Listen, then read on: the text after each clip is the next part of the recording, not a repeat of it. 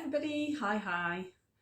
Okie dokie, let me just make sure that I'm live in the right place. So just gonna refresh my screen a moment. Hope you're all well. I'm sorry it's so early this evening, had to fit in around swimming, I'm afraid. So I'm sure lots of you will watch this on the replay, so that's fine. Okay, let's just see if I'm in the right place. Yay, it looks like I am. Cool. Right then. There we go. Okay, so if you are able to join me this evening, then stick a hello in the comments. That would be lovely. I would love to have some company. That would be great. So yeah, if you're joining me live tonight, then please say hello. You are here for a Christmas mini make. We're going to be making a little hot chocolate mug to stuff with anything you fancy, really. So yeah, do say hi. Hope everybody's okay. Hope you're all getting organised and you're all nearly ready for Christmas and things. I am almost there. Had a little Christmas shopping trip in Cardiff with my sister on Sunday, and so I'm nearly there now, so that's good. But need to get wrapping. That would be my next thing to get on with, really. But yeah, if you're joining me live, say hi please, so I know who's here. That would be terrific. I've got my my Christmas jumper on tonight as well. Can you see my Christmas jumper? We had a do. Look, it's one of those, a flippy one. We had a do at work today. I mean, obviously not at work, but you know, at pretend work. Online, I mean, because we're all working from home, obviously. So we had a Teams event today. It was like a training day for us as a team, but we had a few sort of Christmas festivities thrown in as well. So we were all instructed that we had to wear our Christmas jumpers, and I also have my matching Christmas earrings too. So yeah, Christmas puddings all round. Oh, brilliant. There's quite a few people now joining in. This is great. Okay, so if you're joining me, please say hi in the comments so I know I'm not on my own. Hi, Carolyn. Just popping in to say Merry Christmas, and a Merry Christmas to you as well. And I promise I will get your goodie bag that I've got behind me. I will get it to you. I need to run round and do some deliveries. Hi, Marion. Pooping. You're pooping in to say hi. Yeah, I've got a gift for you, Carolyn, to say thank you for your online order. So I need to get it to you, but I will do some deliveries soon, I promise. If you're really astute as well, I don't know if I can lift the camera up a little bit. You might be able to see. Look there. Oh, just above me. There's 2 cards I've made from the new catalogue. Hi, Sally. Hiya. So if you're looking for a new catalogue inspiration, there's 2 of them: rainbows and daffodils. I'll be showing you more over the coming days and weeks. So yeah, new catalogues will be winging their way to you between Christmas and New Year. And I'll also be showing you a few projects, and I've got some videos lined up ready to share between Christmas and New Year as well. So when you're bored of your relatives, or you're bored of what's on telly or whatever else, you can pop on here onto Papercraft with Jenny and have a look at what's going to be coming up in the spring. Sally, I don't know if you've been on here recently, but you won a prize on Sunday as well. Woohoo! You won a prize in the postings draw on Sunday night, so I've got a prize here for you as well. Or actually, I might have posted it to you already. Can't remember. I've got a prize for you somewhere anyway. So yeah, if you don't get it, let me know. I'll stick it in the post. Marion says, just as long as you keep your pooping at your end of lecture, Caroline. Yeah, keep your pooping to yourself. Thank you very much. Okie dokie. So if you are joining me either live or if you're on the record, I will flip my camera down and you'll be able to see what it is that what we're going to make tonight. Let's turn the lights on and things as well so we get a better view. Yeah, and we'll get started, shall we? And hopefully some of you will be able to craft along with me as well. So let's just turn the camera around. There we go. There's the tree. And down we go. Okie dokie. Right then. So let's get the workstation in shot for a start. That would be good, wouldn't it? Let's bring the camera back a little bit more. And a little bit more as well. You can see my brilliant instructions there. Okay, so this is what we're going to be making. Cool, can you collect it? Yeah, absolutely. You can come and collect it anytime you like. Just let me know when you're coming over this way, Sally, and I will get it out for you. Yeah, no problem at all. Yeah, so we are going to be making this, which is a little hot chocolate-y kind of mug out of cardstock, obviously, and patterned paper. Apart from one full sheet of A4, the patterned papers, the embellishments, all those bits and pieces are all things that you can use your leftover kind of Christmas stash for, really. So when you've kind of come to the end of making your main things like your cards and stuff, and you've got a few bits left over. So I will show you my pack of paper, for example. I mean, this is several packs of paper combined, actually, but so I'm using Tidings of Christmas from the main catalogue tonight, but I don't know about you, but once I've cut out my layers for my Christmas cards, I've always got loads of bits like this that are just like strips of the same pattern that I don't really know what to do with. So this little gift holder is perfect for that kind of thing, because you can use different patterns all the way around. They're really small strips of patterned paper, so really brilliant. And then just one simple embellishment on the front, because I'm using the Tidings of Christmas, I've used the star from that, and a couple of circles behind just to highlight it. And then the reason I haven't got my filled one that I had on the photograph is because my filled ones have all gone out to people, and I was hoping to show you one of Evelyn's filled ones, because she made these for her friends at school, but they've all been given out, I'm afraid, already. So this one is currently empty, but I will fill it with things and find someone to give it to. I mean, you can fill it with absolutely anything. It is quite a big space, actually. It's not a small storage to put things in. I mean, obviously you could put pens and pencils and stuff in it if you wanted to make one for your desk yourself. But we managed to put in it a candy cane, one of those little Kit Kat reindeers. We put in it a bag of like chocolate coins or chocolate snowballs at the very bottom, a hot chocolate sachet, a coffee sachet. And I did also get one of those, I can't think what they're called now. They're kind of like long sticks of chocolate, fancy chocolate. Can't remember what they're called. My mum loves them anyway. It's her favourite type of chocolate. I did manage to get one of those in the back as well. So you can actually stuff it with seriously quite a lot of bits and pieces. Okay, so that's what we're going to be making. So I will stick that to one side so that I can bring in my trimmer. And what you're going to need for this is one sheet of A4 card, and you're not going to use the whole sheet, you will have some left over, and then a few pieces of patterned papers that match your A4 card, or vice versa. You find your patterned papers and then match your A4 card to it. But for the design that I've done, you could use the same patterned paper all the way around the mug, but I've chosen two different designs so that you can alternate the pattern as you go round the mug. Okay, right, all my measurements are in inches because I stole this idea.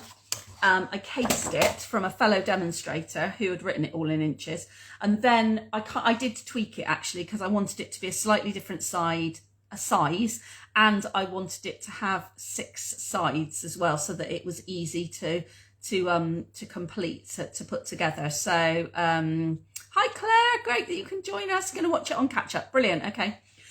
Yeah, so it's in inches, and it was Lynn, my fellow demonstrator Lynn, who did this for me. So yeah, thanks to Lynn. Right, okay, so we're going to start with the long side of A4, and you're going to cut it at 9.5 inches. So you're just cutting a strip off of the end. Save that strip because you're going to use that for the handle in a moment. So just put that to one side, turn it round, and you're cutting it at 6 inches. So you want your piece of paper eventually to be 9.5 inches by 6 inches. Okay, So is anybody making along with me? Because if you are, then I will go slow enough for you to keep up. Just let me know if you're making as we go along. Yep, and then I'll check in that people are still with me. So yeah, so 9.5 inches by 6 inches is your first piece that you want. Let's just put that to one side a moment, and we'll also cut the handle while we're here as well. So your handle is 6, Sally's making, brilliant, okay, cool. Well, you can tell me if I'm going too fast then, Sally. So your handle is 6 inches by 1.25 inch. So I find it easier to cut the 1.25 first while I've got a bit more paper, a bit more card in my hand, and then to cut the 6 inch bit off after that. Now, if you're using a trimmer like this one, like mine, then the next thing that you need to do is to get your cutting blade out of the way. Marion's not making tonight. Okay, that's fine. Brilliant. Doesn't matter if you're watching or you're making, it's good. Just good to know that someone's making so I can make sure I go slow enough for people. Yeah, so the next thing to do, you should have then 2 pieces of card. You should have the main piece for your mug and a piece 6 inches by 1.25 inches for your handle, okay? So then the next thing to do, like I said, is to get rid of your cutting blade so that you're only left with your scoring blade. And that is really just to make sure that you don't make any cuts by accident, as I have done on many occasions, you'll be unsurprised to hear. So let's start with the handle. You are going to score at 1/2 inch at each end. So 1/2 inch from that end, turn it round, 1/2 inch from the other end, okay? So you've then got a handle that looks like that with two little folds, okay? We'll come back to this bit in a moment, but we'll carry on with the scoring on the main piece first. So put your handle to one side, and then we'll go back to our main piece of card that we're going to make the main mug with. Okay, so with the long side at the top of your trimmer, you're going to score every 1.5 inches. Okay, so you're going to start, let me just bring the arm in for a moment. So you're going to start at 1.5 inches and score, and then you're going to move along and score every 1.5 inches. So it's 1.5, 3, 4.5, 6, and then you'll have to put your arm out like I just put away, 7.5, and 9. So it will leave you with just a little 1/2 inch at the end. So you're scoring so that you've got 1, 2, 3, 4, 5, 6, and then a little bit, 6 columns the same width, and they are 1.5 inches apart. And then you've got a little column at the end, which is the column that you're going to be using for gluing and sticking it together. Sally, if you're with me at this point, give me some thumbs up so that I don't go on to the next stage without you.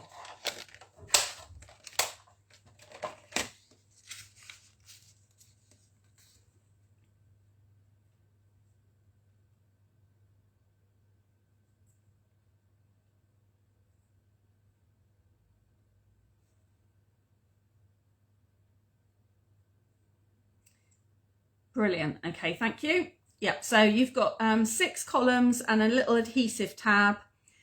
Your 6 columns are 1.5 inches apart. Okay.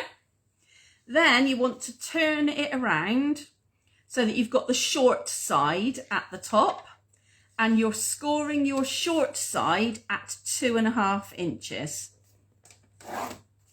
And then you will have a smaller column and a larger column. The smaller column is the base, and that's the bit we're going to do some cutting on in a moment. The larger column is the sides of your mug. Okay, so once you've done that, you can get rid of your scoring and trimming board for the time being. You'll need it again for cutting out your patterned papers, but you don't need it for the time being. Okay, so if I turn it round again so that I've got the larger pieces, the larger sections at the top and the smaller sections at the bottom, and then I'm going to get my scissors and I'm going to start snipping. So the first thing I'm going to do is get rid of this tiny piece in the corner, because I don't want that at all. That is just going to get in the way when I start folding and making up the mug. So just get rid of that straight away. That piece comes straight off the corner there. So this is the bottom left of your smaller sections. So we don't want that. The smallest section, get rid of it. We don't need that. Okay.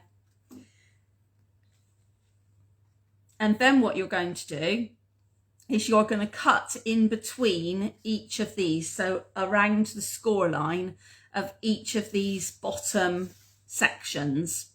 Now, top tip, if you turn your piece of card over, so you've got the raised score lines upwards, then you will see that you've got, well, raised score lines. They're like little hills, little humps, if you like.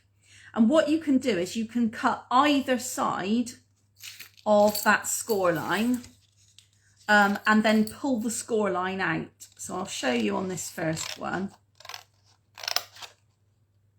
So I'm literally cutting either side of that raised score line, and then I'm just going to pull it out. Yep. So this is if you turn it over. So you've got your score lines, you've cut off that middle, that edge, the bottom corner that you don't need, the smallest box that you've got, and at the moment your score lines are indented, but if you turn it over, you'll find your score lines are humps, little hills, and you want to remove all of those little score lines in between your smallest sections. So I'm just cutting either side of the score line. So I'm going to do that all the way down. I'm just going to cut either side of the score line all the way along. Just either side. So I'm removing the bump of the score line, basically. Don't need fancy craft scissors or anything to do this either. So if you're joining me and you've got minimal kit, that is fine too, because you won't need much kit to do this. Once you've cut all the way down either side, then you want to make sure that you get rid of these little bits. So you can be super neat and cut them if you want, but they probably will just pull out as well. But that then gives you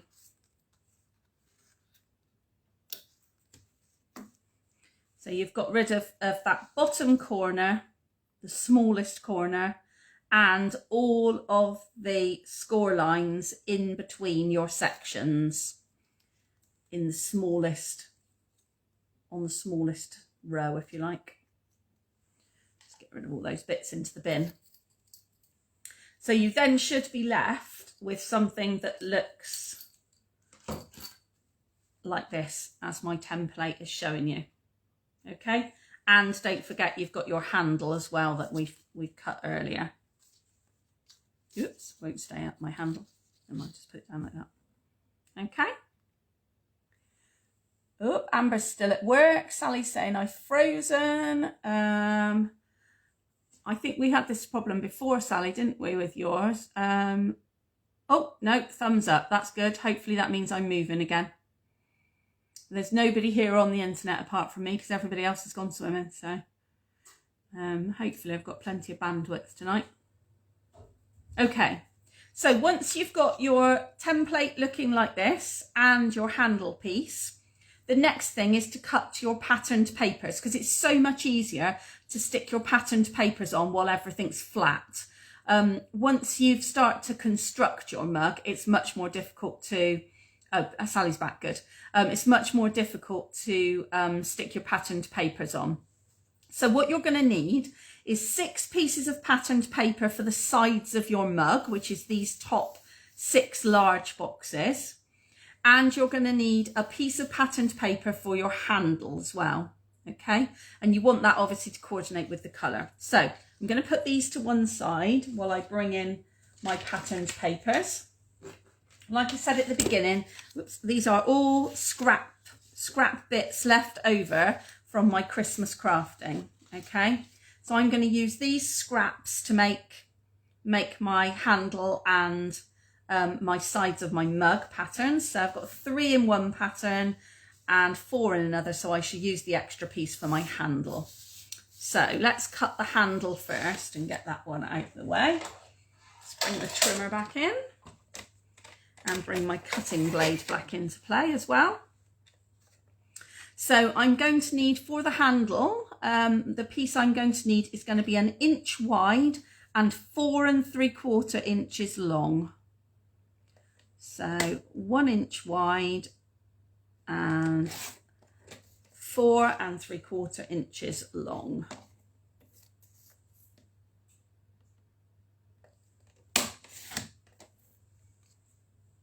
Let's get rid of that. So that's my handle piece. 4 3/4 inches by 1 inch. And then let me just turn my instructions over so I can see how big the patterned pieces need to be for these. So you're going to need 6 side pieces of patterned paper, and they will need to be 3 1/4 by 1 1/4. Okay. So again, I find it easier to cut and actually, in fact, I wonder if I can do these all together. I probably can.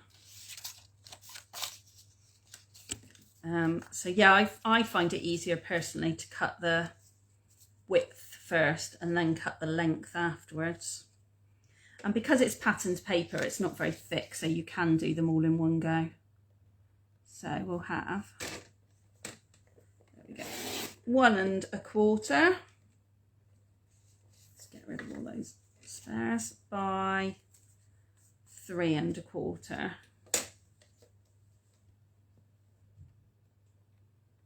And all in inches, like I said before. So you've got 3 pieces that are the same pattern and 3 pieces that are a different pattern, but they're all the same size. So still 3 1/4 by 1 1/4 inches. So let's cut these together so they're quick.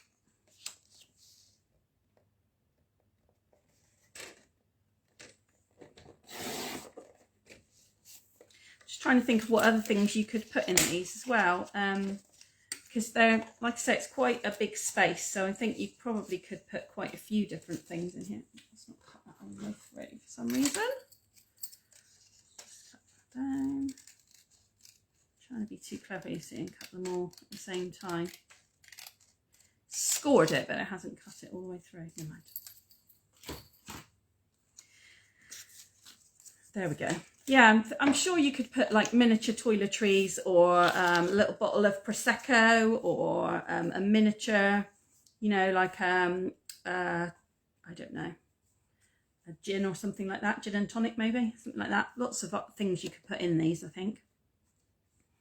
Okay, so 1 1/4 I've done by 3 1/4 inches. There we go. There we go. So I've got 3 stripy bits, 3 bits with holly and evergreen and things on them, and my handle. Okay. Give me a shout, Sally, when you've got to that point. And then we can start construction, which is my favourite bit. Yeah, oh, blimey, she's quick. Fabulous. Right then, let's do the handle first, because then you can get that bit out of the way. So just literally sticking it on between your creases, so that it's yeah, with a little bit of a border around the outside. That's all. Nothing technical or fancy at all. I don't think you really need to use 3D glue for this, you know, 3D adhesive. So I'm just using ordinary seal. And then once you've got that done, the next thing to do is to curl your handle. So the only thing I don't have out is my bone folder. So let's see if I can find that in a minute. Bear with me while I try and find, oh, there it is. Buried in the drawer there. Okay. So yeah, so to get that, because you want your mug to have a nice easy curl on it. Oh, stationery. That's a good idea, Marion. Yeah, no, good idea. I like that one. Especially kind of Christmassy pens and pencils and stuff. Love stationery. It would go with those, the notebooks that we made at our Christmas extravaganza. Those of you who joined me for that, wouldn't it? You could make a matching one.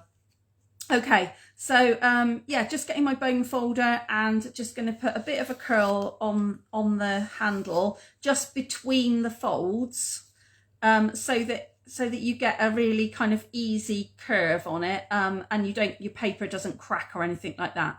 Okay, so that's your handle sorted. Let's get that one out to the one side, and then again you're going to bring back your mug, your actual mug base, and just you're just going to stick them alternately. So I always find it's easiest, especially if you've got paper that needs to go the right way up, if you know what I mean. So I want my paper with my stalks of these big leaves particularly coming downwards. So let's turn them around the right way so I've got them how I want them to be, and then stick them in place once I've kind of laid them out first. It just takes a few minutes extra, but I find it stops me then from putting things in the wrong place. So, but again, I'm only using seal, nothing fancy, and just sticking them on, and each one, there should be the same border around the edge of your patterned paper. Quite like the other side of this patterned paper as well, actually. It's pretty, look, kind of monochrome look. I like that.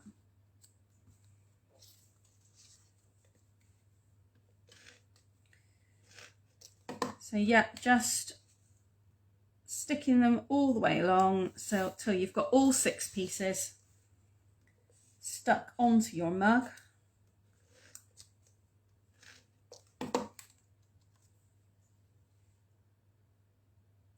With a little bit of border around the outside. Yep.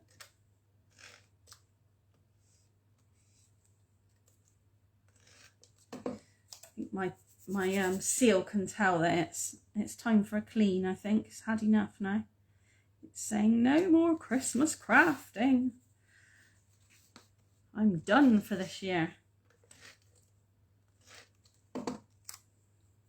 It's stuck all over me instead. There we go. Right. You can use any adhesive on this. It's whatever works for you is good. Okie dokie. So once you've stuck all 6 of your patterned pieces of paper on the sides of the mug, then you need to crease all of your folds, okay, to make it easy for construction. So I'm going to get my bone folder, turn it over, and just going to go all the way along and crease all the creases on the sides. So all my mug side creases, and you'll begin to see now how this is going to come together. And the little one at the end that I'm going to use for sticking it together, and then all of these individual little bottom tabs as well. Give them a fold up and crease them so you get a nice sharp crease on the bottom, yeah, especially these side ones, so that then when you start construction, it goes together really easily. Okay, Sally, give me another thumbs up when you've got to that point and I'll get my tape out ready.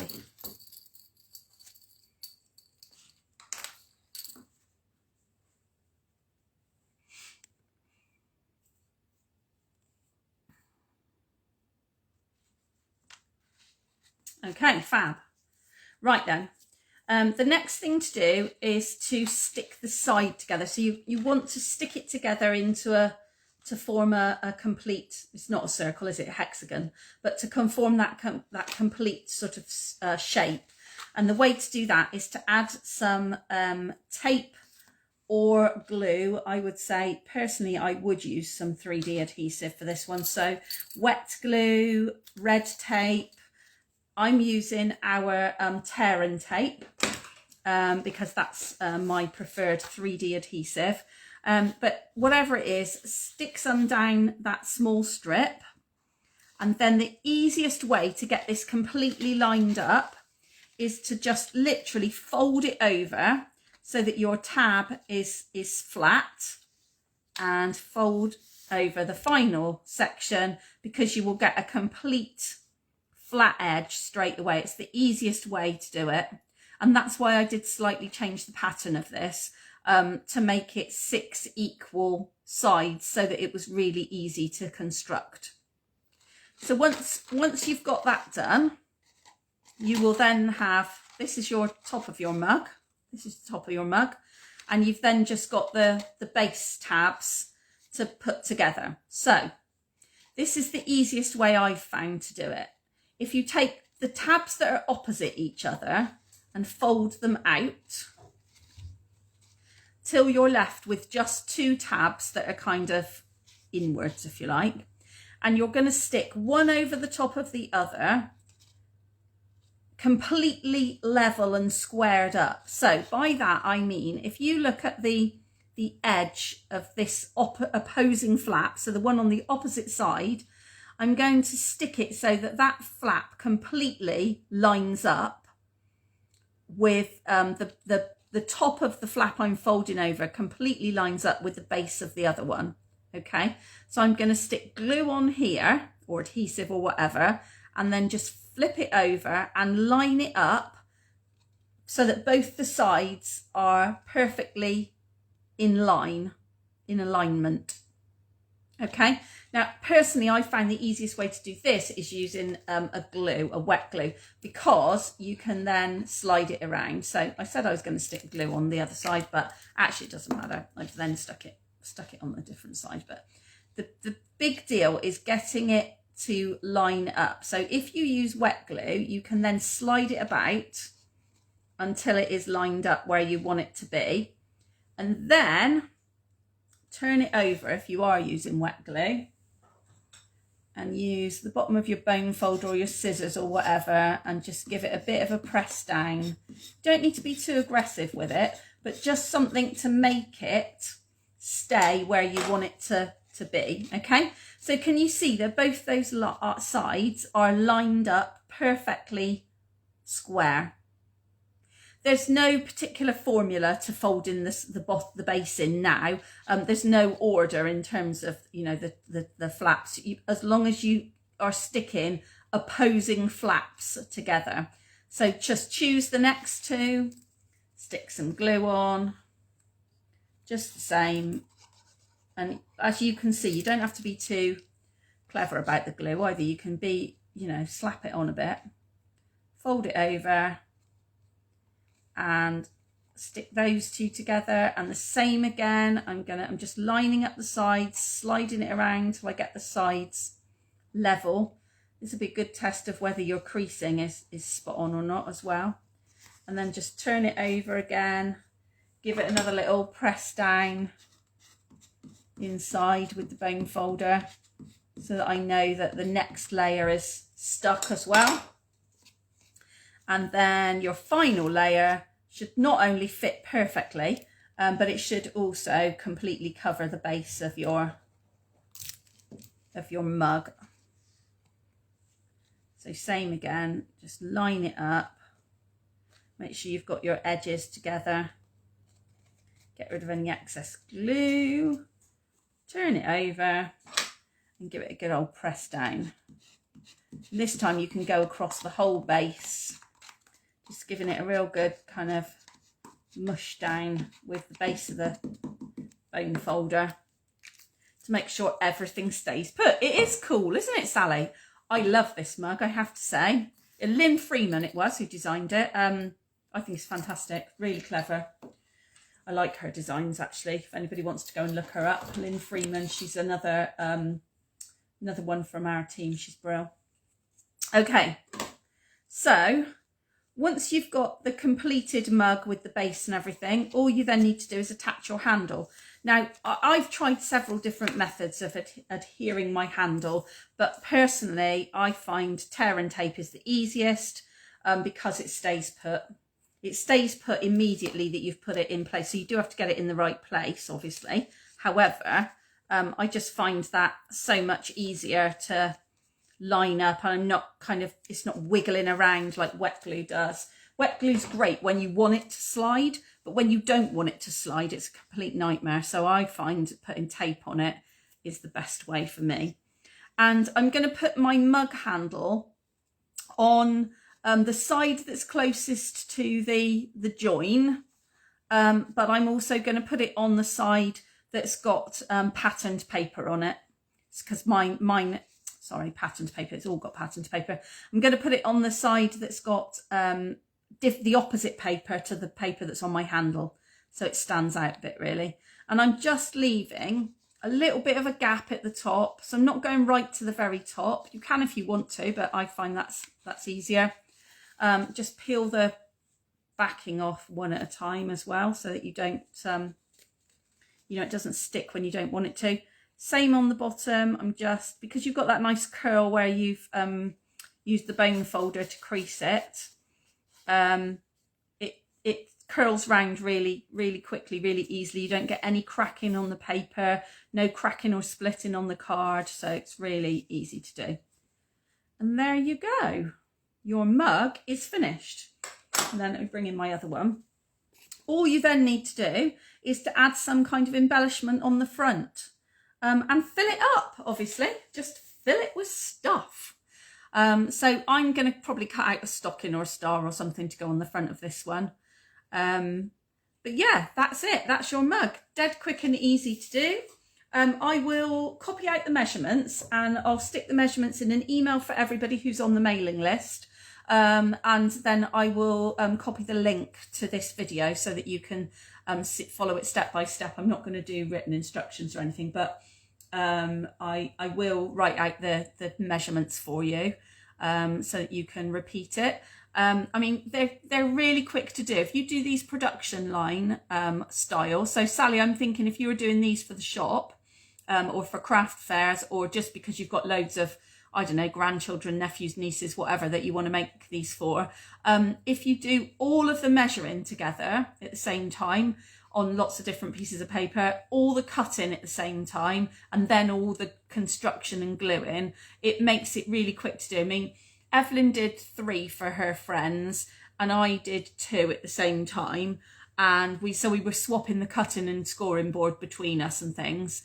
But it really didn't take us very long. And then the fun bit of decorating the front and stuff is really, it's not onerous, so you kind of don't mind doing several. Or with this one, I've just cut out the star. With Evelyn, she did penguins on the front of hers, because obviously her penguin is her stamp set of choice for this year. So yeah, really quick and easy to do. So hopefully you've enjoyed that. While I've got you all on the line as well, I'm also going to show you another quick mini make. I'm not going to make it, but I'm just going to show you that I've done with leftovers as well, and that's making loads more tags, obviously. Just wanted to show you because I've done my tags using the TaylorMade Tags dies. Doesn't matter whether you use a punch or a die, but I've used loads of old odd ribbon, so not necessarily Christmas ribbon. This is just ribbon that I've had left over in my stash, and just, you know, matched the paper, so, and layering them one on top of the other with still having a nice plain pale side to write my message on, or kind of doing them a bit offset, but still with space on the back to write my message. I might stick something else on the front of these. I might just stick a Merry Christmas. I might not do anything, who knows? But yeah, it's a really good way to use up, again, your leftovers, is by making a pile of tags to go with your wrapping today. Okie dokie, so I'm just reversing myself into the cupboard door there. That was helpful, wasn't it? Let's get rid of that a minute. Let's just turn the camera back round again. There we go. Okay, cool. So, yeah, hopefully, looks like you enjoyed that. Those of you who've been able to watch live, I hope those of you who are on the replay get on okay with it as well and enjoy making it. Let me know, share some photos of what you've made. I'd love to see it made in, you know, different patterns and different colours. And I mean, I think although we've done this as a Christmas gift, actually it's a really quick, easy make to do as a birthday present, and then stick a voucher in the back as well or something like that. It just gives you, you know, it means you've got something to give as well.